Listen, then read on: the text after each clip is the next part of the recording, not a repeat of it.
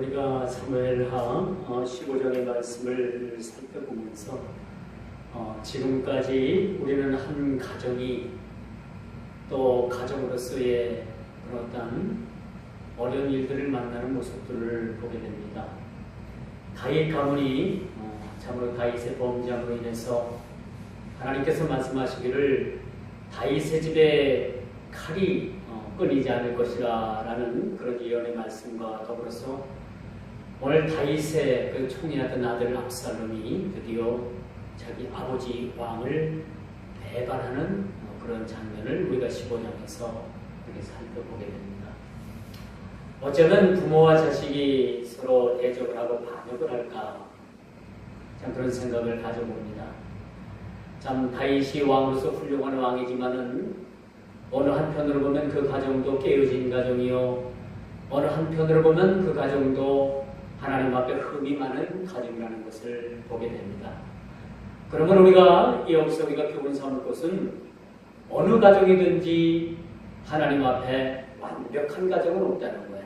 다 한두 가지씩은 결함이 있고 흠이 있고 기도 제목이 있고 눈물 흘릴 일이 있고 부족한 점이 있다는 거예요. 참 그런 면에서 여러분, 우리가 부족함을 느낄 때 하나님 앞에 사실은 기도하게 되는 거죠. 그렇죠?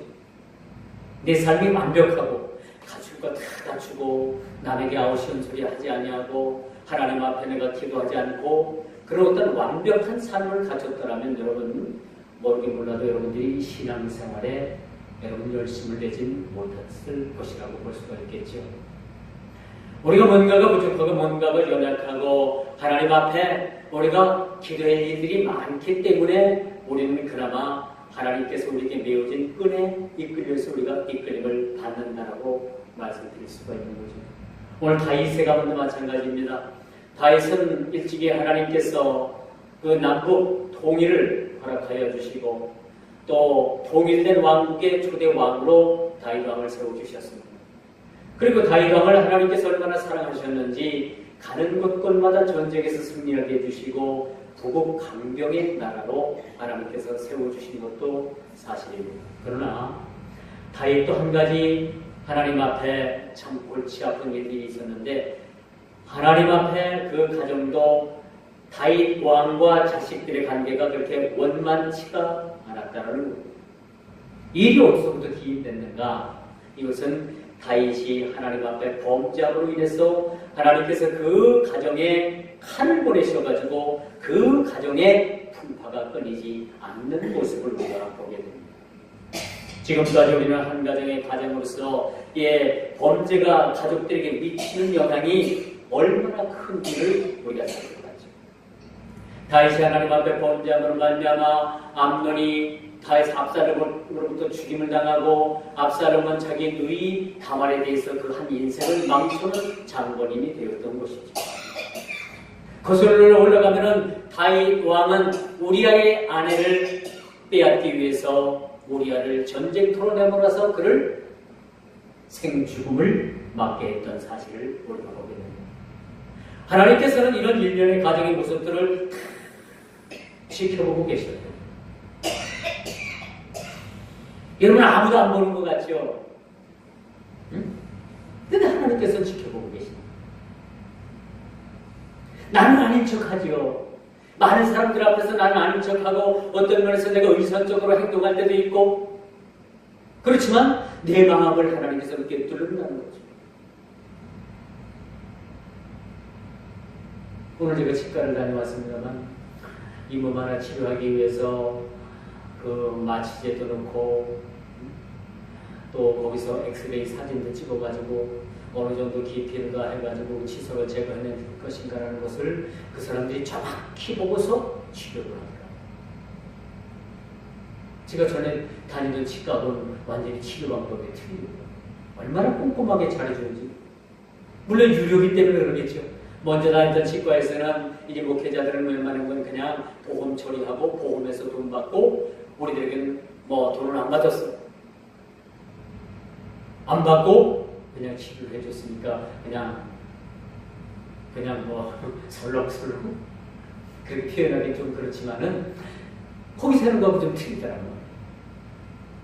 여러분, 이처럼 우리가 완벽하지는 않지만은 하나님께서는 우리 마음 중심을 보시고 우리 일거수일투족을 보신다는 거예요. 우리가 생각하는 것까지도 하나님께서는 그 하나님의 계산 방법 속에 넣어주신다는 사실들을 우리가 알게 되는 거죠. 자, 오늘 압살롬이라는 그 아들이 자기 아버지를 배반을 합니다. 참 속상하죠. 한 집안 안에서 자식이 부모를 배반을 한다. 마음 아픈 일입니다. 자식이 자기 부모에게 반기를 드는 거예요. 이렇게 반란을 통해서 이스라엘의 진정 주권자는 누구인가라는 것을 생각해봐요. 압살롬이 자기 아버지의 왕권을 찬탈하고 자기가 왕이 되려고 했어요. 다윗은 그 싸움을 피하기 위해서 자식과 그 피를 흘리지 않기 위해서 그냥 자기 성을 버리고 그냥 피난을 갑니다. 이게 부모의 마음인 거예요. 자식하고 싸워서 피를 흘리면 뭘 좋은 일이 있겠습니까? 그러니까 다윗은 자기 그 성을 버리고 피난을 가게 됩니다. 그럼 이걸 보면서 여러분, 우리가 이렇게 생각해야 돼요.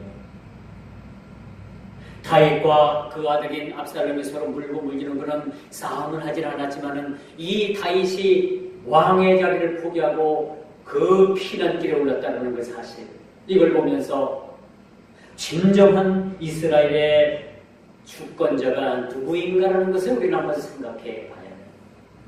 여기서 우리가 한 걸음 더 나가서 그럼 우리 인생의 주권자가 누구인가? 나의 삶의 주권자가 누구인가? 내 주인이 누구인가라는 것도 우리가 한번 살펴보는 시간들이 되어야 된다는 것이죠. 그러지 않겠습니까? 여기서 오늘 본문 기자가 우리에게 주고 싶고 하고 싶은 말, 이 말씀의 기록을 통해서 우리에게 하고 싶은 말이 뭐냐? 우리 바로 인생의 주권자가 누구냐는 얘기예요. 우리 인생의 참 주인이 누구냐는 얘기입니다. 다윗이 그렇게 하나님 앞에 왕이 되었지만은 그가 그 왕의 자리를 버리고 도망하는 자리까지 나가게 될 때 진정 이스라엘의 왕이 누구이며 이스라엘의 통치자가 누구이며 진정 우리 인생의 주권자가 누구이며 우리 인생의 참 주인이 누구인가라는 것을 오늘 저와 여러분들에게 말씀을 통해서 깨닫게 해주시는 것입니다. 우리의 진정한 주인은 누구십니까? 여러분입니까? 저입니까? 우리의 진정한 주인은 하나님 아버지십니다. 하나님이십니다. 우리 모든 인생을 알고 계시고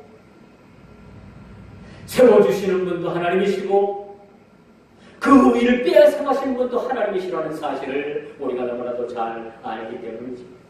그러므로 진정한 주권자는 사람이 아닌 하나님이시라는 사실. 우리가 아무리 많은 것을 소유하고 있고 아무리 많은 세상 권력을 가지고 있고 아무리 많은 그런 어떤 명예와 많은 것들을 어떤 것들을 가지고 있다 하더라도 우리의 진정한 주권자는 하나님이시라는 사실입니다.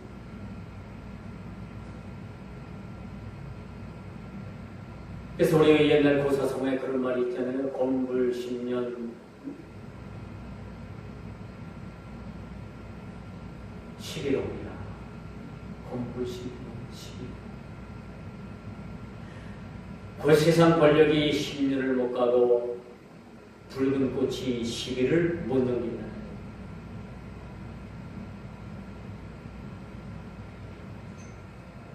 이처럼 우리 인간의 주권이 나에게 있는 것이 아니라 하나님께 달려있다고 생각하면 조건적으로 마음은 편해집니다. 그렇겠죠? 자, 하나님께 모든 주권을 대고 하나님께서 우리의 주권자라는 것을 우리가 인정하기만 하면 우리가 어느 곳에 처하든지 우리는 그렇게 너무 외롭지도 않고 슬프지도 않고 억울하지도 않은 거예요. 다 인생이 굴곡이 있듯이 음양이 있듯이 좋은 날 있고 나쁜 날 있듯이 해 뜨는 날 있고 해 지는 날 있듯이 우리 인생은 다 그 주권자가 이끌어 가시는 거죠. 그렇지 않겠습니까? 제가 얼마 전에 서산을 한번 갈 기회가 있어서 갔다 왔어요. 근데 그 육교에다가 그런 걸 썼더라고요. 그런 판말을 써놨더라고. 해 뜨는 서산, 해 뜨는 서산시. 그래서 제가 그 글귀를 보고 씩 하고 웃었어요. 아이고, 서산에 아무리 해가 떠도 서산은 서산입니다. 서산은 어디예요? 뭐 하는데요, 서산이? 응? 응? 몰라요? 해지는 데가 서산 아니고. 아무리 그들이 해 뜨는 서산이라고 그렇게 막 우기고 주장을 해도 서산은 해지는 곳이 서산입니다. 제가 너무 조금 썰렁했나요? 여러분들이 이해를 못하나요? 여러분, 이처럼 오늘 압살롬의 반란의 준비와 다윗은 그 자식과 피를 흘리기 싫어서 성을 버리고 그들의 측근과 법궤를 가지고 피난길에 오르게 되는 거예요. 왜 다윗 왕이라고 해가지고 그 왕권이 다윗 자식에게 빼앗기고 싶은 마음이 있겠어요? 여러분, 옛말에 그런 말이 있어요. 권력은 자식하고도 안 나는데요. 권력. 이만큼 권력을 손에 쥐기 위해서 자식도 죽이는 세상이에요, 세상. 그런데 다윗은 자기 아들하고 피 흘리기가 싫어가지고 다 버리고 피난길을 옵니다. 다윗은 알고 있는 거예요. 다윗 왕은 알고 있는 거예요. 다윗 왕 집에 하나님께서 칼을 두셨다는 것을 알고 있는 거예요. 그렇기 때문에 어떻게든지 자기 집에 피 흘리는 것을 원치 않았다는 거죠. 스스로 피는 겁니다.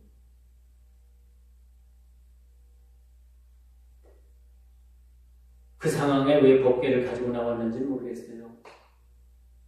엘리 시대 때 이스라엘 백성들이 전쟁에 나갈 때 법궤를 가지고 나갔다 그러면 그 법궤를 블레셋에 빼앗겼죠.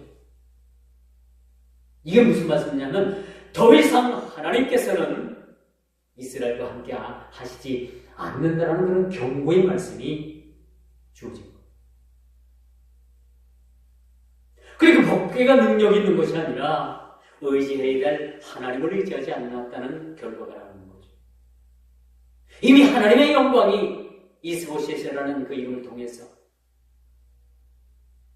드러나게 되고 법궤를 가지고 나가면 전쟁에서 이길 줄 알았지만은 그 법궤가 효력을 발하지 못하는 다윗이 법궤를 가지고 나왔다가 그 생각이 나서 아마 법궤를 다윗 성으로 다시 그것을 돌려보냈는지도 모릅니다.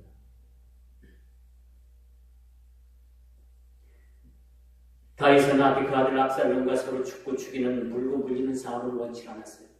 차라리 자기 자신이 왕위를 버리고 그 도성을 빠져나가서 피난길에 오르는 상황이면 상황이었지 그 아들과 싸움을 원치 않았다는 겁니다. 여러분, 저는 이 말씀을 통해서 이것이 아비의 마음이라고 생각합니다.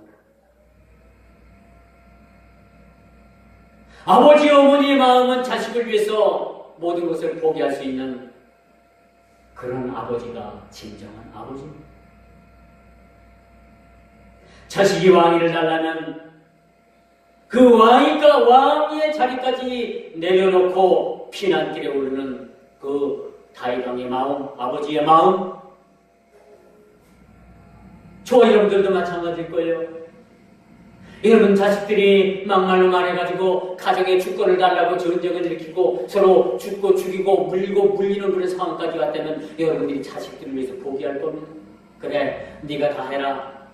그리고 여러분들은 뭐 보안을 가든지 양로원을 가든지 사회복지시설 가든지 어디 노숙인자리를 가든지 가도 갈 겁니다.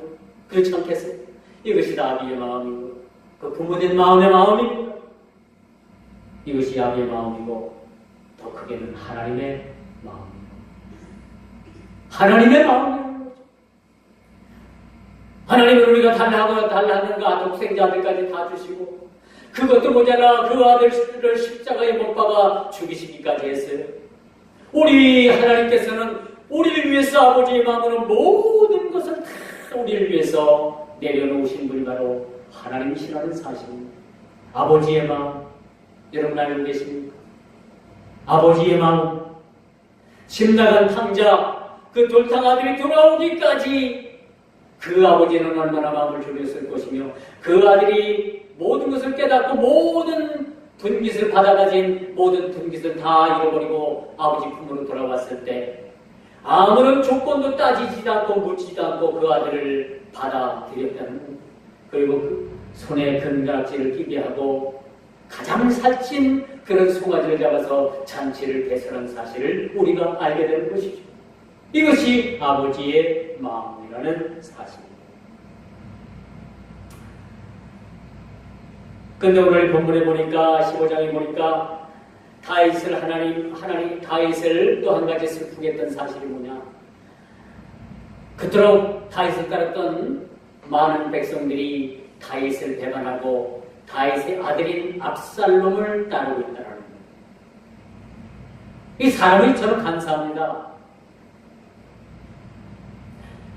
어제 뉴스에 보니까 무슨 바른미래당의 무슨 의원 하나가 또 다시 자기 친정집으로 돌아갔는데, 그렇죠? 그 음을 들었다고 침 뱉고 나와가지고 다시 그 음을 먹겠다고 다시 기어들어가는 모습들을 우리가 보게 됐어요. 참 이게 정치라고 봅니다. 참 정치하는 사람들 참 그래서 우리가 참 안 좋게 보죠. 정치하는 사람 하등등불로 우리가 보는 것이 바로 그런 이유도 하나 있기도 하는 것이죠. 항상 자기 편이라고 생각할 수 있던 사람들이 자기 편이 아니고 배반했을 때 그 마음이 어떻겠습니까? 내 편이라고 생각했을 때, 내 편이라고 생각했던 사람이 나의 반대편에 서가지고 나를 배신한다면 여러분 어떤 생각이 듭니까? 참 마음이 착잡하겠죠. 그 많은 백성들 중에서 많은 사람들이 다윗 편이라고 생각을 했는데 많은 사람들이 다윗 편에 서지 아니하고 다윗의 아들인 압살롬 편에 서서 다윗을 대적하는 모습을 우리가 보게 됩니다. 이걸 보면 우리 인생은 참 너무나도 기회주의적인 그런 삶에 빠지지 않는가 생각을 한번 해볼 수가 있습니다. 여러분, 기회가 왔다고 해서 너무 기회주의적으로 살면 안 돼요. 아닌 것은 아니고 우리가 손해가 나더라도 손해가 나는 편이 그것이 진리고 그것이 내가 서야 될 자리라면 손해가 나더라도 그 자리에 서 있는 것이 마땅한 우리 인생의 본분이라고 생각을 합니다.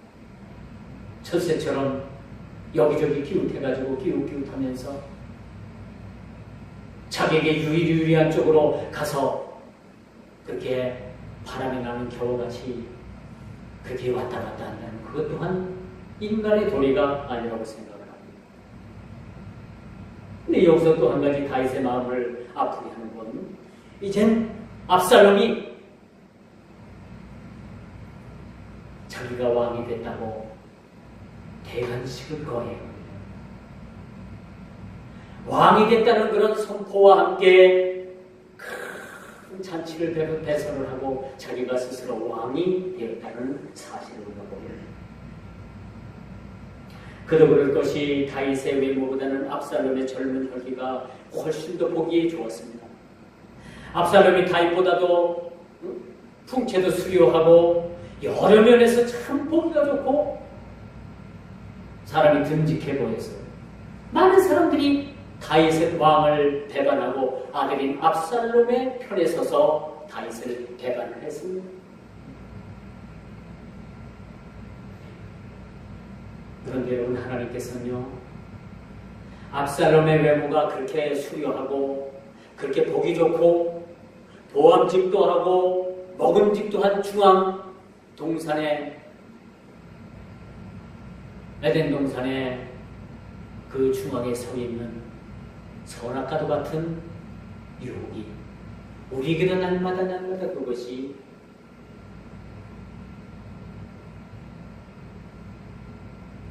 늘 다가온다는 사실입니다.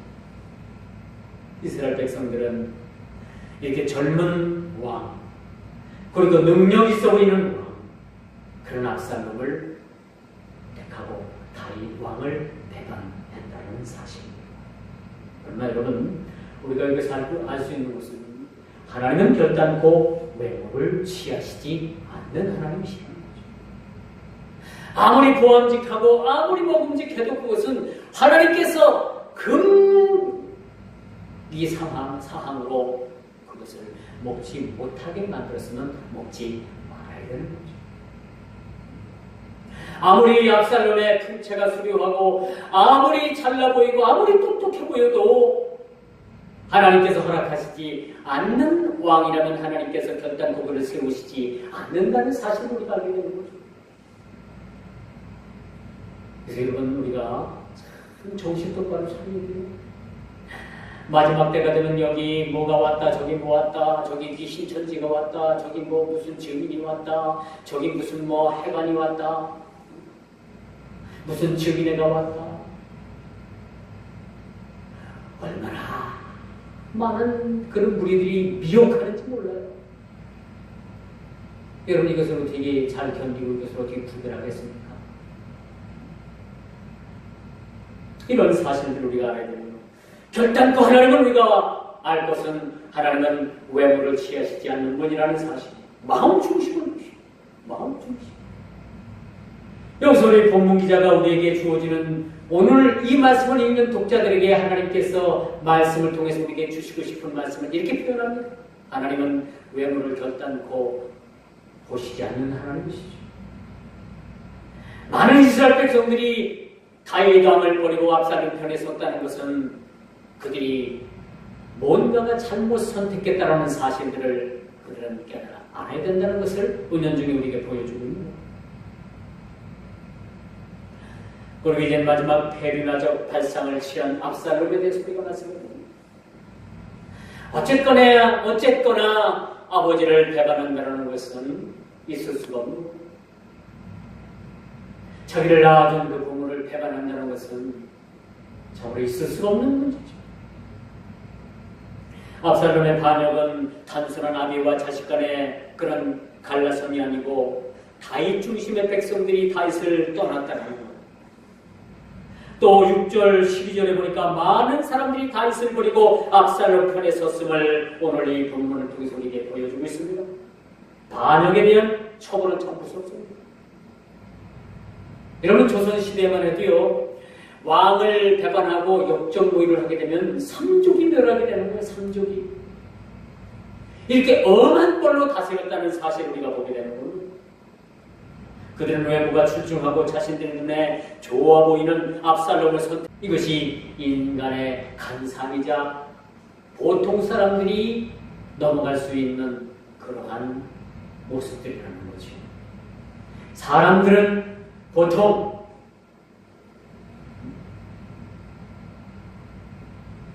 자기들 눈에 보기에 좋고 자기들 눈에 보기에 그것이 참 유익이 있다고 생각하면 그냥 손바닥 뒤집듯이 뒤집잖아요.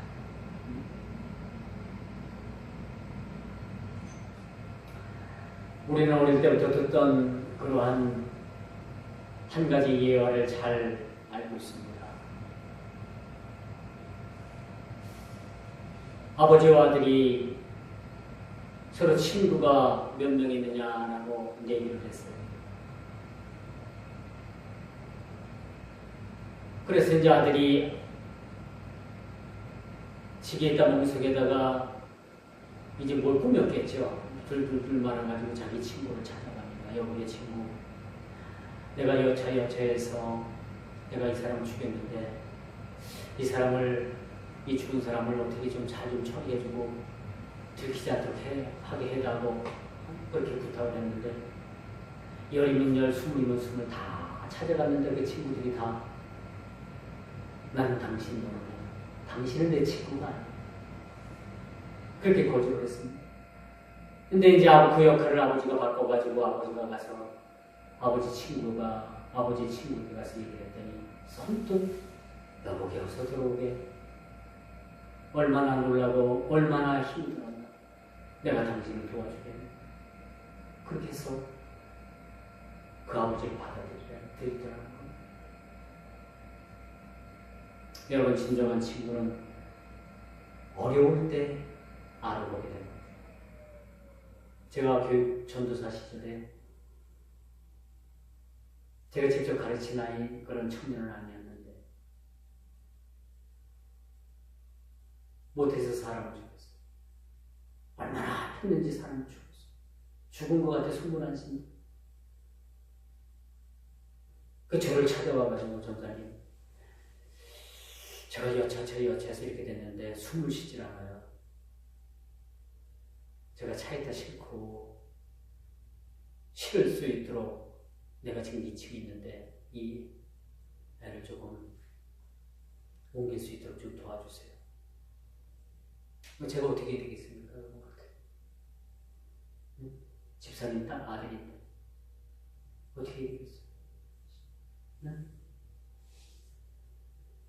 제가 이런 지하에 거절했죠.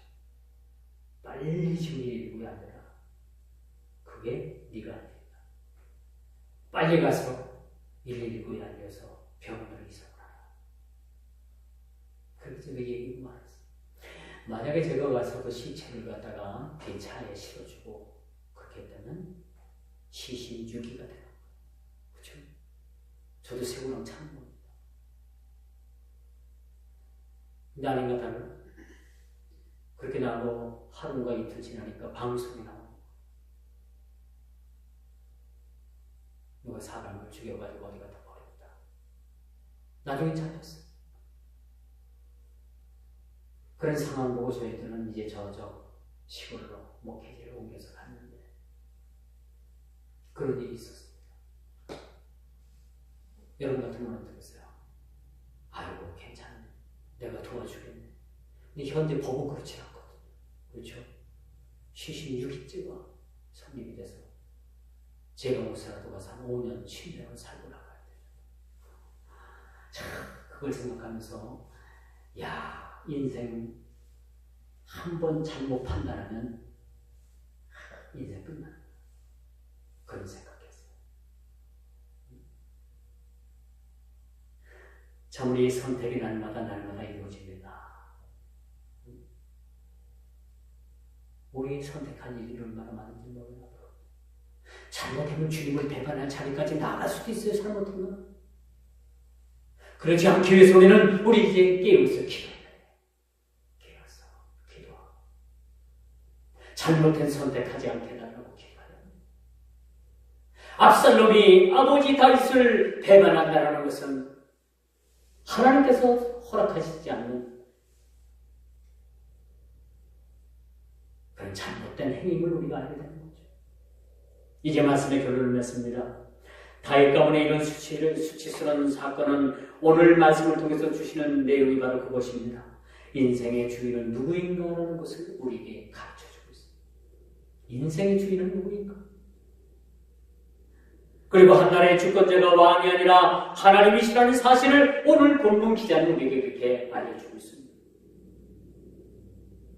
우리 인생의 참 주권자가 누구이라는 것을 알았다면 압살롬도 아버지 다윗을 배반하지 않았을 거예요.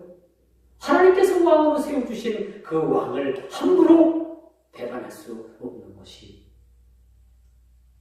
그것이 마치 부모와 자식 간의 일이라 하더라도 그것은 해서는 안 된다는 금기사항을 우리에게 말씀해 주는 것이죠.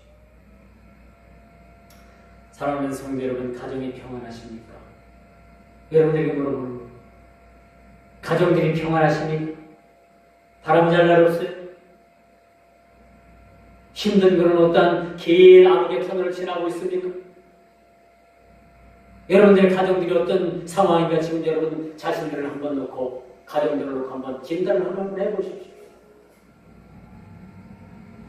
자녀들은 믿음 안에서 행하고 있습니까? 한번 생각해봐요. 압살롬이 믿음이 있었고 아버지를 사랑하는 마음이 있었으면 적어도 아버지를 배반하는 백주대낮에 아버지의 초들을 범하는 일은 없었을 것이라고 말씀드릴 수가 있는 것이죠. 또 한번 묻습니다. 여러분, 하나님과의 관계는 원만합니까? 하나님과의 관계가 원만해요? 어떻습니까? 우리는 이 시간 섬기는 가정들이 어떤 가정들인가라는 것을 한번 깊이 생각해봐요. 여러분이 섬기는 가정은 어떤가? 부모와 자식 간의 그런 관계는 원만한가? 또 하나님과의 관계는 원만한가? 또 하나님과의 관계는 어떤가? 우리가 한번 깊이 생각해봐요. 왜 다윗의 가문에 하나님께서 이런 어려움을 주셨을까? 우리가 한번 깊이 생각해봐요. 오늘 이 본문 기자가 우리가 말씀하시는 그 말씀을 오늘도 우리가 깊이 깨달아 참으로 주님 보시기에 아름다운 가정, 주님 보시기에 바른 마음, 온전한 믿음으로 가정들을 섬기고 결코 외모로 판단하시지 않는 하나님 앞에 우리 마음 중심이 참으로 하나님 앞에 합한 아름답고 복된 우리 믿음의 성도들의 모든 성도들의 가정들 되기를 주님의 이름으로 축원하면서 말씀을 맺도록 하겠습니다. 기도합니다.